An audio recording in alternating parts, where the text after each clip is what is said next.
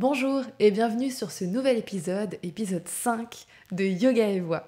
Je suis Isabelle, enseignante de yoga et formatrice, et aujourd'hui, on va aller voir comment la voix influence notre énergie et notre posture.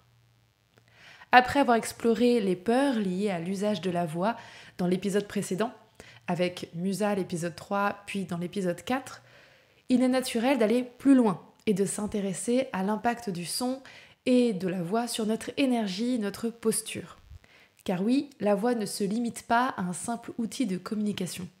Elle est intimement liée à notre corps, notre respiration et notre état intérieur. Je rappelle, dans l'épisode 4, j'avais évoqué avec vous donc une élève qui était infirmière et qui avait des soucis avec sa voix, mais pas seulement aussi avec le corps. Donc, je vous avais parlé d'un exercice qu'on avait fait, une respiration carrée.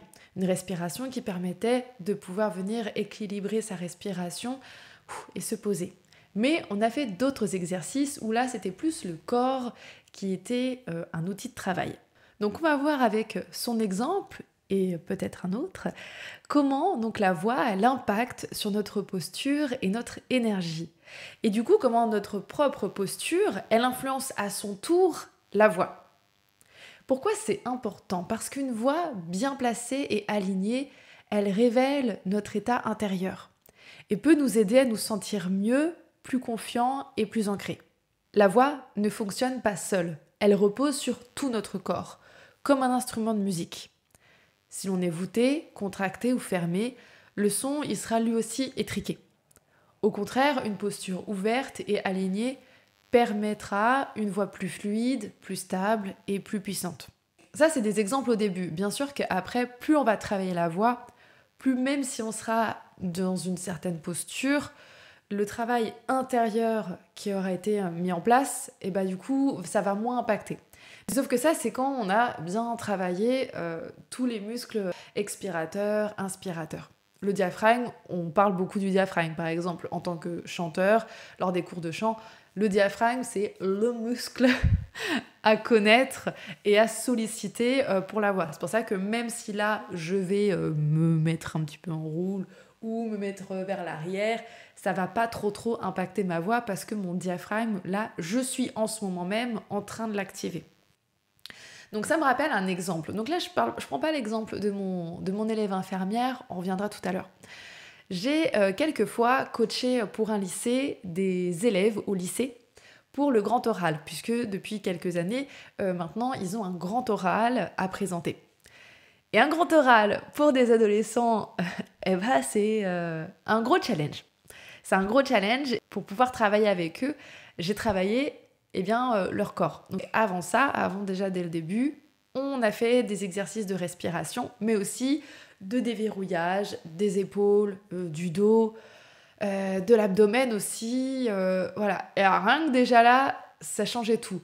Parce que d'un élève affalé, bon, on arrive à bien voir, évidemment, c'est pas tous les adolescents qui sont comme ça, mais du coup, vraiment, la partie lycée et moi-même, je pense que j'étais comme ça. Mais si, quand après on vieillit un peu, on se dit mais non, mais si, on était comme ça aussi.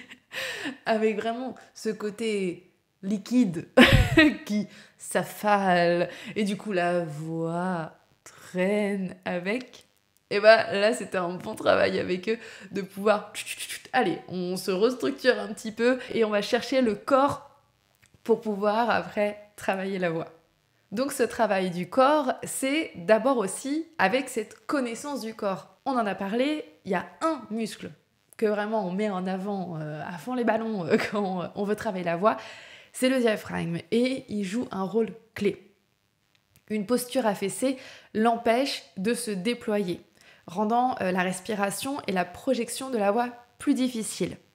En gros, le diaphragme, petit rappel comme ça anatomique, et peut-être des cours de SVT, c'est une grande coupole qui est au niveau des côtes flottantes avec donc, le trou par rapport à l'estomac. En fait, le diaphragme, c'est le sol des poumons et c'est le plafond des organes digestifs. Et le diaphragme, il travaille comme un piston pour faire remplir le vélo, les roues de vélo. Donc à l'inspiration, le diaphragme, il va s'activer, il va se grandir, il va descendre, et à l'expiration, il va venir remonter, et à ce moment-là, expulser l'air au niveau des poumons. Les poumons, c'est pas eux qui font ce mouvement. Parfois, quand j'en parlais aux élèves au lycée, puisque avec eux, du coup, j'abordais aussi cette notion d'anatomie, c'est hyper important. Si à l'intérieur de soi, on ne sait pas ce qui se passe, on n'arrive pas à visualiser. Donc c'est normal déjà de revenir à la connaissance de son corps. Si on ne connaît pas son corps, c'est un peu connais-toi toi-même. C'est important de connaître son corps, de revoir comment il fonctionne. Et du coup, je mets en place après des choses qui font que ça fonctionne. Donc, c'est une coupole qui s'accroche donc aux côtes devant, sur les côtés, jusque dans le dos. Quand je vais me mettre dans une certaine posture, je peux entraver le mouvement du diaphragme. Si je retiens ne serait-ce que mon ventre, si je cherche absolument rentrer mon ventre ou que j'ai un vêtement qui m'empêche de pouvoir laisser le ventre bouger, pourquoi c'est dérangeant? Puisque quand le diaphragme y descend, donc ça va venir écraser un peu les organes digestifs et eux ils ont besoin d'espace et à ce moment-là, c'est vers l'avant au niveau du ventre. Mais si je bloque, du coup mes organes eux, ils bloquent le passage aussi et le diaphragme il peut pas descendre. C'est pour ça que c'est important de privilégier, lorsqu'on veut travailler le diaphragme et la voix, d'avoir une respiration la plus basse possible, ce qu'on appelle une respiration ventrale ou abdominale ou diaphragmatique basse. Voilà, ma professeure en anatomie, lorsque j'étais en formation d'enseignement de yoga, elle appelait ça donc la respiration diaphragmatique basse. Donc, le diaphragme, vu qu'il est en lien avec le ventre, mais aussi avec le dos, il va avoir aussi un lien avec notre colonne vertébrale. Donc la colonne vertébrale, elle influence aussi un peu la voix. Si on est trop cambré, il va y avoir des tensions inutiles, et si on est trop avachi, il y a un manque de soutien vocal. Un autre espace qui est aussi important, et ça je l'ai vu lorsque j'étais en cours de chant, donc j'ai étudié le chant lyrique pendant plusieurs années au conservatoire de musique, c'est l'importance du bassin. Le bassin et encore une fois l'ancrage. La voix, elle est plus stable quand le corps l'est aussi. Une petite astuce en tant que chanteur, c'est qu'à la fin d'une note un petit peu longue, on faisait une légère rétroversion de bassin. Rétroversion de bassin, c'est quand on va venir basculer le bassin vers l'arrière. C'est le contraire de lorsqu'on se cambre. Donc rétroversion de bassin à la fin, ça permet encore plus de pouvoir activer toute la sangle abdominale et également l'expulsion du diaphragme vers le haut. Petite astuce donc de cette rétroversion de bassin à la fin d'une longue tirade ou d'une longue note si on chante. Mais ça fonctionne aussi quand on est en train de parler. Quand on veut travailler vraiment la voix, il vaut mieux privilégier la posture debout que la posture assise, puisque là c'est un peu plus compliqué pour moi de rétroverser le bassin. Je ne peux pas, j'ai mon bassin bloqué en étant en posture assise. On va à ce moment-là travailler la posture debout. La posture debout, rien qu'avec 2 pieds, ça peut être perturbant de devoir parler. Une astuce aussi, c'est de pouvoir le faire en posture d'équilibre. Alors je vous dis pas directement de lever un pied comme ça et de venir parler, mais c'est une bonne astuce pour travailler la voix. En chant lyrique, nous on faisait ça et elle appelait ça le flamant rose. Le flamant rose pour pouvoir travailler la voix. Maintenant au yoga, donc je préfère dire la posture de l'arbre, vrikasana en sanskrit. Et ça, c'est un bon moyen aussi de travailler la stabilité de son corps et donc de sa voix. Parler ainsi avec les ou le pied bien ancré dans le sol, ça va nous permettre d'approfondir cette puissance et cette confiance dans notre voix. Nous avons parlé de l'aspect donc anatomique, de l'aspect de la voix en soi dans le corps, et on va aller plus sur l'aspect maintenant énergie. Pourquoi on parle aussi d'énergie ? On va voir comment certaines vibrations vocales résonnent dans le corps et influencent l'énergie. Un peu plus tôt, on avait évoqué que notre corps, c'était comme un instrument de musique. On l'a déjà vu avec le diaphragme, qui fait office de piston. Dans les épisodes précédents, je vous avais évoqué les cordes vocales donc, qui vibrent comme un instrument à vent, mais également avec les résonateurs. Les résonateurs, ce sont tous les espaces où va résonner notre voix. Et les résonateurs, lorsqu'on parle de chant, c'est là quand on va parler de voix de tête, voix de gorge, voix nasillarde, toutes ces zones-là. Un exercice qui est assez marrant à faire, c'est de vérifier si on parle du nez. Alors là, typiquement aujourd'hui, je suis légèrement enrhumée, donc si vous entendez que je parle un peu du nez, c'est possible. Un exo qui est drôle à faire, même avec les enfants, c'est de se boucher le nez et de venir parler un moment dans le nez, et puis après, pas dans le nez. Je vais faire l'exemple ici, comme ça vous allez entendre. Je vais boucher mon nez, et là je vais décider de placer ma voix au niveau de ma tête. Donc là, j'ai beau avoir les deux narines bouchées, je décide de placer ma voix au niveau plutôt de la tête. Donc je fais en sorte d'être vraiment donc, en voix de tête. Mais je peux décider aussi de placer ma voix totalement au niveau de mon nez. Et ça s'entend puisque là, c'est totalement bouché. Lorsque donc j'étais élève donc en chant lyrique, dans la pratique du chant lyrique, ce n'est que la voix de tête et à l'arrière, plus précisément à l'arrière de la tête bas, à la limite de la jonction entre les cervicales et le crâne.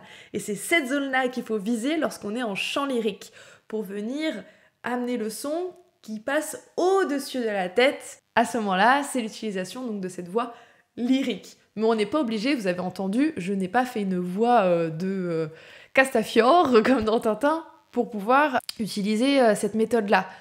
Plus on va travailler les méthodes de chant, en fait, elles vont pouvoir nourrir notre manière aussi de parler et d'utiliser notre voix. Ma professeure de chant, elle, si on arrivait enrhumé, elle disait « Et alors ? Bah, ça change rien, tu n'utilises pas ton nez, c'est pas cette zone-là qu'on utilise, donc tu vas quand même chanter. » Ah, bon bah d'accord. Ces résonateurs sont donc la tête, les épaules, la poitrine, tout le corps. Et les sons que nous émettons, ils créent des vibrations qui circulent dans tout notre être. Certaines parties du corps résonnent plus que d'autres en fonction de la fréquence du son. Les sons graves, ils vibrent principalement dans le bas du corps, le bassin, le ventre. Donc c'est très bien pour favoriser l'ancrage. Les sons médiums vibrent naturellement plus dans la poitrine, intéressant pour travailler l'ouverture du cœur. Et les sons aigus vibrent naturellement dans la tête et le crâne, un bon moyen pour travailler l'élévation. Petite note, ce n'est pas parce que les sons vibrent naturellement dans telle ou telle zone que du coup on ne va pouvoir que chanter des sons graves au niveau du bassin et du ventre, et donc je ne vais pas utiliser la voix de tête, et les sons aigus, vu que naturellement ils vibrent au niveau de la tête, je ne peux pas les travailler au niveau du ventre. Non, c'est juste les vibrations naturelles où elles se positionnent, en lien avec une énergie. Ce sera pour plus tard, quand on viendra du coup développer ces sons graves vers le haut et développer ces sons aigus vers le bas. Mais ça, je vous ai dit, ce sera pour plus tard. Le chant des mantras et l'utilisation du son dans le yoga permettent d'harmoniser ces énergies et les faire circuler. Car je rappelle, son grave égale ancrage, son médium ouverture de cœur et son aigu élévation. Pour faire le lien avec tout notre corps, on peut se concentrer sur la colonne vertébrale. Je vais reprendre l'exemple avec mon élève infirmière. Un exercice qu'on avait pas mal pratiqué pendant un moment, c'était son entrée dans une pièce. Je rappelle, dans l'épisode 4, elle avait des difficultés à pouvoir s'affirmer lorsqu'elle entrait dans une chambre d'un patient.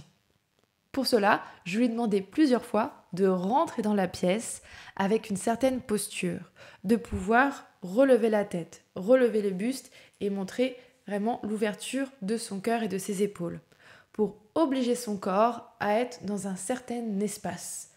Un espace où elle pouvait être présente, ferme et douce à la fois. Donc on a travaillé sa marche, comment elle posait le pied, comment elle marchait, et sa posture également complète. Et ça influençait vraiment sur sa voix. Maintenant, je vais te proposer à toi un exercice pour ressentir comment la posture et la voix se soutiennent mutuellement. Assieds-toi confortablement en tailleur ou place-toi debout. Colonne allongée, épaules détendues, les pieds ancrés, que tu sois debout ou assis, assise. Je te propose de fermer les yeux ou fixer un point si tu n'es pas à l'aise avec les yeux fermés et de prendre quelques respirations profondes pour détendre le diaphragme, de relâcher le ventre.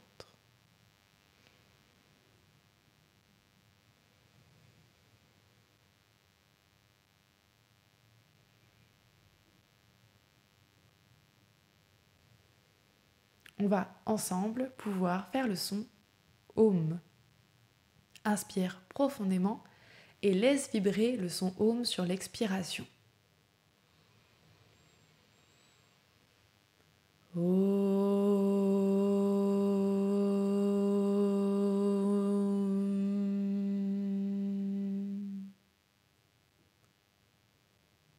le son a-t-il résonné dans le corps? Est-ce au bassin, à la poitrine, à la tête? On va le refaire et jouer avec l'intensité et l'ouverture de la posture pour observer les changements dans la résonance. Je me recule. Inspire.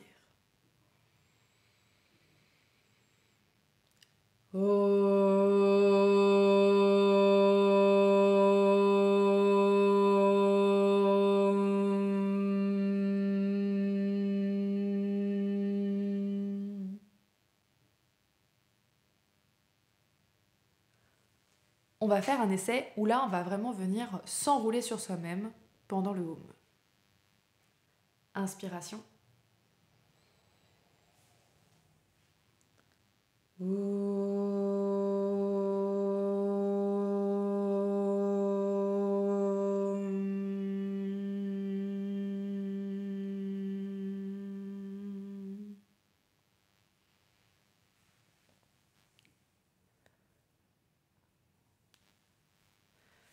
Je vais te proposer maintenant de revenir à peu près droit et de poser une intention dans le son.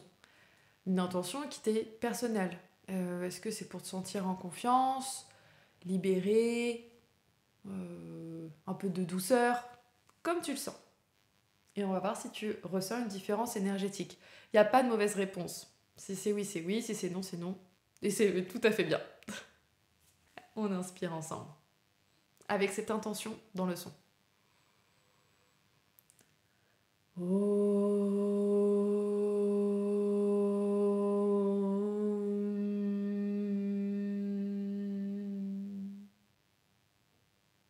Est-ce que tu as ressenti ou peut-être entendu une différence?